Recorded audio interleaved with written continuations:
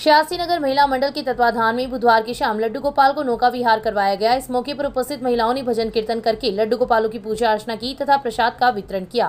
कार्यक्रम में मंडल के कई सदस्य अपने अपने लड्डू गोपाल के संग आयोजन स्थल पर पहुंची तथा नौका विहार करवाया गया। आयोजिका मंजू देवी लड्ढा द्वारा लड्डू गोपाल के लिए विशेष तरणताल बनाया गया, जिसमें गुलाब की पत्तियों एवं इत्र आदि का छिड़काव किया गया एवं खस की कुटिया बनाकर लड्डू गोपाल को बैठाया गया। करीब 2 घंटे तक चले धार्मिक आयोजन में महिलाओं ने लड्डू गोपाल के संग नौका विहार का आनंद लेते हुए भजन कीर्तन किया।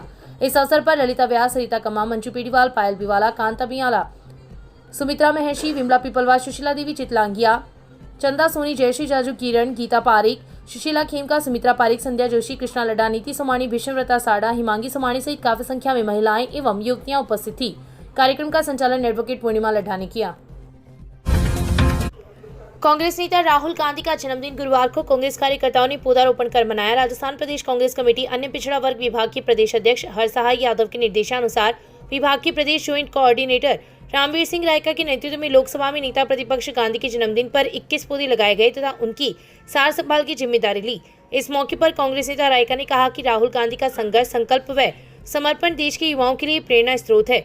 इस अवसर पर पार्षद मुख्तियार खान, जुगराज सांवरिया, रणजीत कोका, विजय चावला, बाबूलाल लोहार, भूपेंद्र सैनी, मनीष सैनी, लिच्छूराम सैनी, विजय प्रजापत, बबलू सिंह सहित कई कार्यकर्ता उपस्थित थे।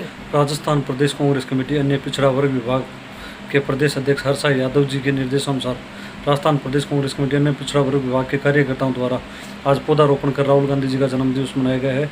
आदरणीय लोकसभा नेता प्रतिपक्ष राहुल गांधी जी करोड़ों युवाओं के प्रेरणा स्रोत है।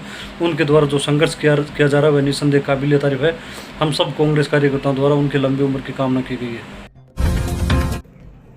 मसानिया भैरव धाम राजगढ़ अजमेर के मुख्य उपासक चंपालाल महाराज के जन्मदिन पर परमाणाताल स्थित शमशान घाट में पौधारोपण किया गया। भैरव भक्त मंडल द्वारा हुए कार्यक्रम में पौधारोपण एवं पिंजापोल गौशाला में गायों की सेवा की गई। इस अवसर पर विष्णु भार्गव, मुंशीलाल नायक, शशि प्रकाश, पवन प्रजापत, अनुज भार्गव, गोपाल सिंह सहित काफी संख्या में लोग उपस्थित थे। वहीं भूतनाथ परमाणाताल सेवा समिति के तत्वाधान में भी गुरुवार को पौधारोपण किया गया। इस मौके पर शमशान भूमि परिसर में 70 पौधे लगाए गए। इस अवसर पर समिति के अध्यक्ष गौतम महेशी, निरंजन तामराइत, राजकुमार प्रजापत सहित कई लोग उपस्थित थे। नीट परीक्षा के परिणाम में शहर में पहली बार नायक समाज की चयनित प्रतिभाओं का बुधवार को सम्मान किया गया। शिक्षक निकता राकेश कुमार नायक ने बताया कि जतिन पुत्र अनिल नायक ने 490 अंक प्राप्त कर ऑल इंडिया में 64,178वीं रैंक तथा रोहिताश पुत्र नाथुराम नायक ने 444 अंक प्राप्त कर ऑल इंडिया में 1,31,271वीं रैंक प्राप्त की है। दोनों युवाओं का समाज के मुंशीलाल नायक, नरेंद्र नायक, भागीरथ नायक ने घर पहुंचकर सम्मान किया। इस दौरान प्रधानाचार्य मुंशीलाल ने कहा कि इन प्रतिभाओं के परिणाम से समाज के अन्य बच्चों को भी आगे बढ़ने की प्रेरणा मिलेगी। इस अवसर पर सम्मानित प्रतिभाओं के परिजनों सहित काफी संख्या में लोग उपस्थित थे। शहर के रघुनाथ स्कूल में गुरुवार को सम्मान समारोह का आयोजन हुआ, जिसमें स्कूल की 2 प्रतिभाओं का नीट परीक्षा में चयन होने पर सम्मानित किया गया।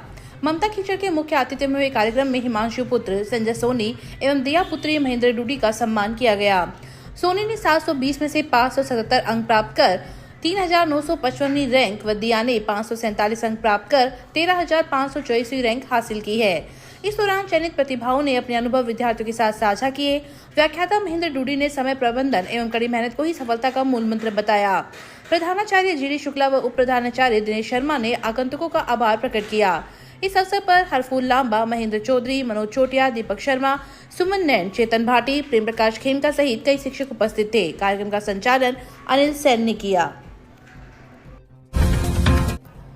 रतनगढ़ नगर पालिका की वार्डों के पुनर्सीमांकन में बढ़ती गई अनियमितता को लेकर कांग्रेस के वरिष्ठ नेता रमेश चंद्र इंदुरिया व पूर्व पालिका अध्यक्ष रमेश कुमावत ने मई माह में हाईकोर्ट जोधपुर का दरवाजा खटखटाया था। नेताओं द्वारा दायर याचिकाओं की सुनवाई करते हुए न्यायालय ने सरकार के अधिवक्ता से इस संदर्भ में जानकारी ली तो न्यायालय को बताया गया कि वार्डों की पुनर्सीमांकन में कुछ त्रुटियां रह गई थी, इसलिए वार्डों के सीमांकन में संशोधन किया जाएगा। न्यायालय ने प्रपत्र क में किए गए संशोधन की सूची याचिकाकर्ताओं को उपलब्ध करवाने के निर्देश भी दिए थे।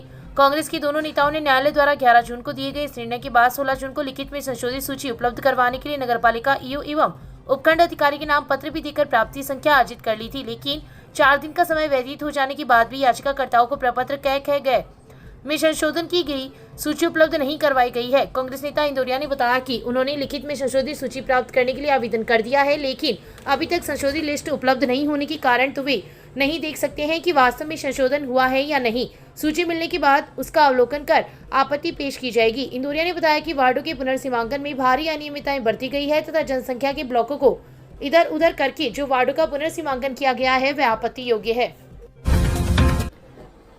पुलिस ने बुधवार की रात शांति भंग करने के आरोप में 4 लोगों को गिरफ्तार किया है। पुलिस ने बताया कि 29 वर्षीय दलीप सिंह, 29 वर्षीय योगिंदर सिंह को हेमराज के घर के बाहर गाली गलौज करते हुए पटियाला से गिरफ्तार किया है। वहीं शहर के पंडितपुर क्षेत्र से रजनीश एवं विनय को ईश्वर नैन ने गाली गलौज करते हुए गिरफ्तार किया है। तहसील के गांव पटियाला में 24 वर्षीय युवक ने बुधवार की रात अपने घर के कमरे में फांसी लगाकर आत्महत्या कर ली। युवक ने पुलिस ने निजामुद्दीन पुत्र मोहम्मद फकीर की रिपोर्ट पर मर्ग दर्ज कर लाश का पोस्टमार्टम करवाकर शव परिजनों को सुपुर्द कर दिया। निजामुद्दीन ने रिपोर्ट में लिखा है कि उसके भाई अलादीन का 24 वर्षीय लड़का शाहरुख निवासी पटियाला मानसिक रूप से परेशान रहता था तथा शराब का सेवन भी करता था। बुधवार की रात शराब के नशे में उसने घर के कमरे में फांसी का फंदा लगाकर आत्महत्या कर ली। पुलिस ने मर्ग दर्ज कर गुरुवार को शव का पोस्टमार्टम करवाया है।